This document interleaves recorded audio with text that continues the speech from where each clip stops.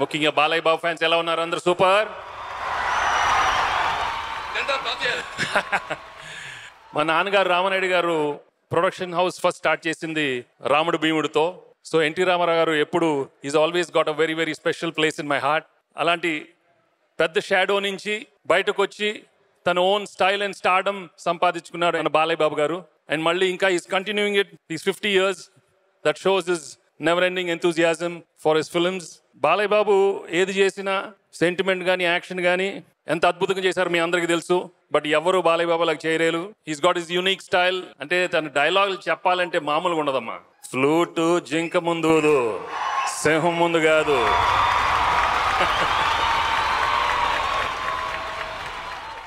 అలాంటి డైలాగులు ఎన్నో 100 డైలాగులు ఉంటాయి. మీ ఫ్యాన్స్ ఎంతో ఎంకరేజ్ చేసి ఎంతో బాగా ఎంటర్టైన్ చేశారు. సో ఈ రోజు ఇక్కడ మీరు అందరూ ఇక్కడికి వచ్చారు. చాలా very very happy. Thank you Balayya. Thank you so much. Thank you so much sir. And ఈనాటి మా ముఖ్య అతిథి మెగాస్టార్ పద్మభూషణ్ డాక్టర్ చిరంజీవి గారిని మాట్లాడాల్సిందిగా ఆహ్వానిస్తున్నాను.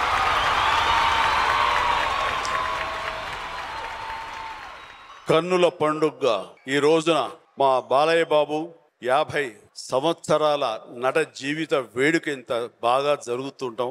అందులో మేము పార్టిసిపేట్ చేసే అవకాశం మాకు రావటం అన్నది అత్యద్భుతం. చాలా చాలా సంతోషం.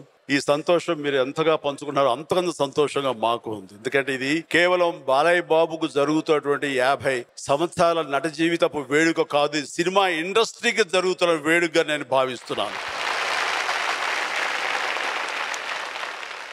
ఇది యాదృచ్ఛికమో కాకతాళీయమో లేకపోతే ఆ దైవ సంకల్పం నాకు తెలియదు, కానీ విశ్వవిఖ్యాత నట సార్వభౌమ నందమూరి తారక రామారావు గారి సెంటినరీ 100 సంవత్సరాల జయంతి ఉత్సవాలు జరుపుకునే సంవత్సరంలో బాలకృష్ణ గారి 50 సంవత్సరాల నట జీవితం వేడుక కూడా జరగడం అన్నది గొప్ప ఫీట్.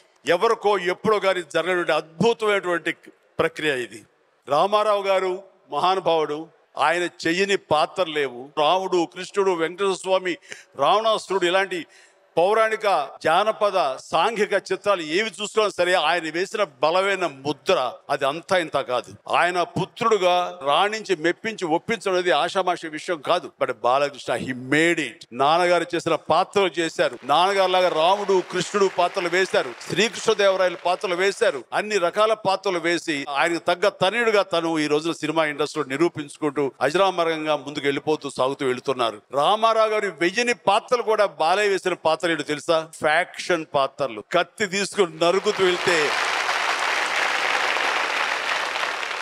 ఒక రకంగా చెప్పాలంటే ఇంద్రసేనారెడ్డిగా చేసినటువంటి సినిమా ఇన్స్పిరేషన్ కూడా సమరసింహారెడ్డి.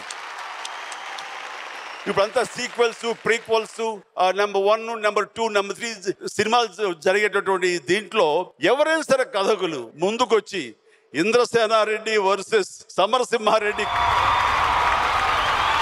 క్యారెక్టర్స్ ని ఒక సినిమాలో పొందుపరిచి మమ్మల్ని చేయమంటే మాత్రం బాలయ్య నేను రెడీ, మీరు రెడీ, శభాష్. అలా చేస్తే ఎలా ఉంటుందో ఊహించుకోండి. ఏంటి బోయపాటి, ఏంటి లేచిన ఉత్సాహం చప్పట్లు కొడుతున్నావు? ఛాలెంజ్ ఇస్తున్నాను, తీసుకో. రకంగా 50 సంవత్సరాల నట జీవితం ఇది ఆషామాషి విషయం కాదండి. ఎందుకంటే చాలా కొద్ది మంది మాత్రం ఉంటారు. నాకు తెలిసి ఒక కమల్ హాసన్, ఒక మమ్ముటి, బాలయ్య అంతే.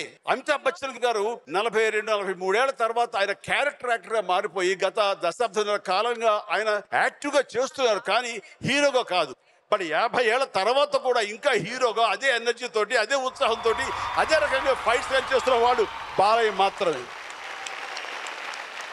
భగవంతుడు అతనికి అన్ని రకాల ఆయురారోగ్యాలు ఇచ్చి, అంత స్ట్రెంగ్త్, అంత బలాన్ని ఇచ్చి అప్రతిహతంగా తన యొక్క హీరోయిజం నట జీవితం కొనసాగుతూ మళ్ళీ 100 సంవత్సరాలు కూడా నట జీవితం కొనసాగించాలని మనస్ఫూర్తిగా నా సోదరుడు గురించి నేను మనస్ఫూర్తిగా వేడుకుంటూ ఆ రకంగా ముందుకు సాగిపోవాలని మనస్ఫూర్తిగా కోరుకుంటున్నాను.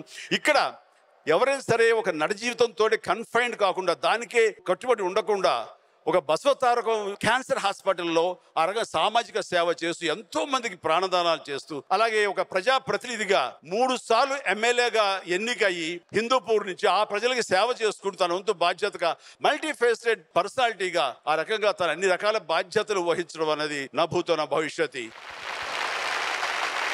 ఇలాంటి కార్యక్రమంలో మేము అందరూ పాలు పంచుకోవడం, ఇంతమంది కుటుంబ సభ్యులు అందరూ సినిమా పరిశ్రమ అంతా ఒక్కటే ఇక్కడ మీ ముందు నిలబడటం అన్నది అది బాలయ్యకే సాధ్యమైంది. ఈ రకంగా మేమంతా ఒక్కటి, మా ఆర్టిస్టుల మధ్య విభేదాలు లేవు అని తెలియచెప్పడానికి ఈ కార్యక్రమం కేవలం బాలకృష్ణని మనం అభిమానించుకోవడమును తన సన్మానించుకోవడమే కాకుండా మేమంతా ఒక్కటి, ఒక కుటుంబం అని చెప్పుకోవడానికి కూడా ఈ వేదిక దోహదపడింది. నాకు ఈ అవకాశం ఇచ్చి నన్ను ఆహ్వానించిన ప్రతి ఒక్కరికి పేరు పేరు నా హృదయపూర్వక ధన్యవాదాలు తెలియజేసుకుంటూ ముగిస్తాను. Long leave Balayya.